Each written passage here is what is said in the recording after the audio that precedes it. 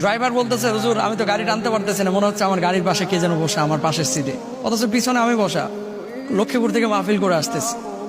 গাড়িটা বাড়িতে এসে রাখা হয়েছে, রাখার পরে আমার দারোয়ান বলতেছে যে হুজুর রাত্রিবেলায় আমি দেখলাম যে পর্দা দিয়ে গাড়ি ঢাকা। আসলে তো গাড়ির পর্দা দিয়ে ঢাকা হয় নাই, গাড়িতে ছিল খোলা। ঠিকই সিসি ক্যামেরায় দেখলাম যে হ্যাঁ, মানে সাদা দুইটা অস্তিত্ব আপনার আসলো ধোয়ার মতো, আসার পরে গাড়িটাকে কাভারের মতো ঢেকে দিল। আবার কতক্ষণ পরে তারা দৌড়া ঝাঁপ করে ওই কাভারের মতো ওইটাকে উঠিয়ে নিয়ে চলে গেল। সিসি ক্যামেরায় দেখা গেল। ভূত বলে ইসলামে কিছু নাই, কিন্তু জিন বলে আছে। জিন যদি কেউ অস্বীকার করে তার ইমান থাকবে না। গ্রাম অঞ্চলে কি ভূত থাকে না, জিন থাকে না? ভূত থাকে না, জিন থাকে। যেখানে চর্বির গন্ধ যত বেশি থাকবে সেখানে জিনের উৎপাত তত বেশি বেড়ে যাবে।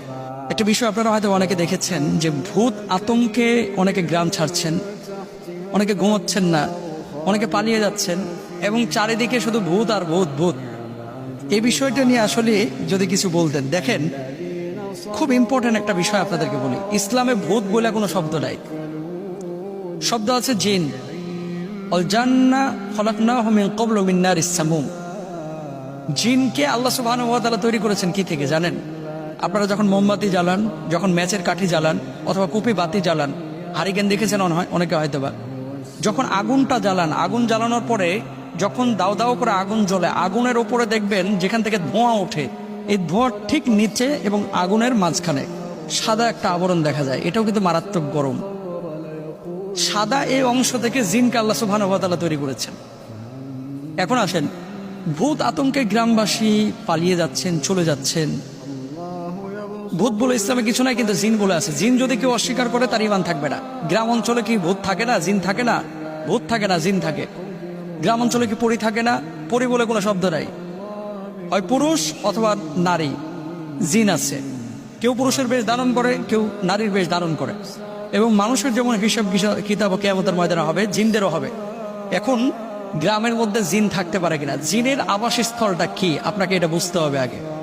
আমি অনেকদিন আগে ইউটিউবে হয়তো থাকতে পারে আলোচনা করেছিলাম যে জিনরা আসলে কোথায় থাকে, কি খায়। জিনরা মূলত থাকে উপত্যকায়, জিনরা থাকে হচ্ছে বন জঙ্গলে, জিনরা থাকে হচ্ছে এমন এলাকায়, দেখবেন ওই যে আপনারা গ্রামগঞ্জে আগে বড়শি দিয়ে মাছ ধরতেন, নিচে বড় বড় কিন্তু ঘাস হতো, ওই যে আপনার শোল মাছ, তারপরে ছোট ছোট এরকম মাছ ঘাসের ওপর দিয়ে চলতো, আর নিচে বড়শি ফেললে মাছে যে বড়শিটা টুকা মারতেছে এটাও দেখা যেত। মানে খুব গভীর পানিও না, আবার খুব কম পানিও না, মাঝামাঝি লেভেলের পানি। এখানে ঘাস আছে এবং এখানে জঙ্গল আছে। এই ধরনের জলাশয়গুলো হচ্ছে জিনের আবাসস্থল, মানে আদর্শ আবাসস্থল। 3 নাম্বার। 2 নাম্বার আরেকটা আবাস, যেখানে চর্বি, যেখানে হাড্ডি জাতীয় খাবার খুব বেশি পড়ে থাকে, এই জায়গাগুলোতে জিনেরা থাকতে পছন্দ করে। আপনাদেরকে একটা কথা বলি, খবরদার। অনেকে গরুর গোশত মুজ ভিজায় খায়, খাওয়ার পরে হাতের চর্বিটা নিয়ে যায় গামছায় মোছে, বউ আবার এই গামছা নিয়ে যায় ঠিক ওই বেডরুমের কোনাতে ওই বিছানার সাথে ঝুলায় রাখে। এটা করবেন না। চর্বির গন্ধ জিনদের কাছে খুবই পছন্দের। এটা আমার কথা না, মুহাদ্দিসিনদের কথা। যেখানে চর্বির গন্ধ যত বেশি থাকবে সেখানে জিনের উৎপাত তত বেশি বেড়ে যাবে। গ্রামগঞ্জে একটা ভুল আপনারা করে থাকেন, এই ভুলটার কারণেও কিন্তু অনেক সময় হয় জিনদের আসর বেশি হয়। অনেকে আপনারা গরুর মুখের হাড্ডি এই যে গাছের সাথে, কাঁঠাল গাছের সাথে ঝুলায় রাখে, দেখছেন হয়তো অনেকে। আল্লাহ রাসূল সাল্লাল্লাহু আলাইহি ওয়াসাল্লাম বলতেছে জিনদের খাবার হচ্ছে হাড্ডি। কি পায়ের নলা ফেলায় দেন না চুষে আপনারা? গরুর গোশতের সিনার হাড্ডিটা ফেলায় দেন যেখানে সেখানে, এগুলো ফেলবেন না। বাড়ির কোনায় চিপা চাপায় আপনারা ফেলায় রাখেন, করবেন না।